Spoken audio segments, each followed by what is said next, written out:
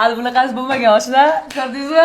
Goklining mani uzoq yillik do'stim deyaveray, chunki har doim telefon qilsam labbay deb xizmatga oshiqadigan va xizmatini ayamasdan beradigan. Vaqti bo'ldi tugadi emas. Ha, bu yoqda jarayon ketadi, tozalanish, bu yoqda supuriladi, sidiriladi, boshqa, lekin hammasi insonga xizmat qilinadi. Bu devorlar, yostiqlar, ya nimadirlarni qilayotganda albatta mana shu joyga inson yotadi, inson o'tiradi deb insonni qadriyatini ustun qo'yish va unga mos, ha buni chiroyli qilib tozalay, qo'ldan o'tsin emasda, bu yoqda inson rohatlanadi deb ishlashi menga yoqadi Goklining.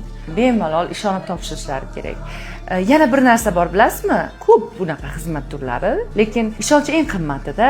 Narsalaringizni ishonib topshirib ketish uchun albatta do'st bo'lish kerak-da, u hamkorlik bilan, kompaniya bilan. Men masalan ertalab kalitib beraman, kech payt olaman va hech qanday, masalan, biror marta narsam yo'qolib yoki avval qo'ygan joyim qiyshiq turib, xunuk turib, nimadirlar bo'lmagan. Har doim idealni olganman. Shuning uchun tavsiya qilaman. Men o'z do'stlarimga ham tavsiya qilganman. Bilishadi, o'zlarini chaqirishadi. Goklining bizni oilaviy do'stlar, hamkorimiz, do'stimiz.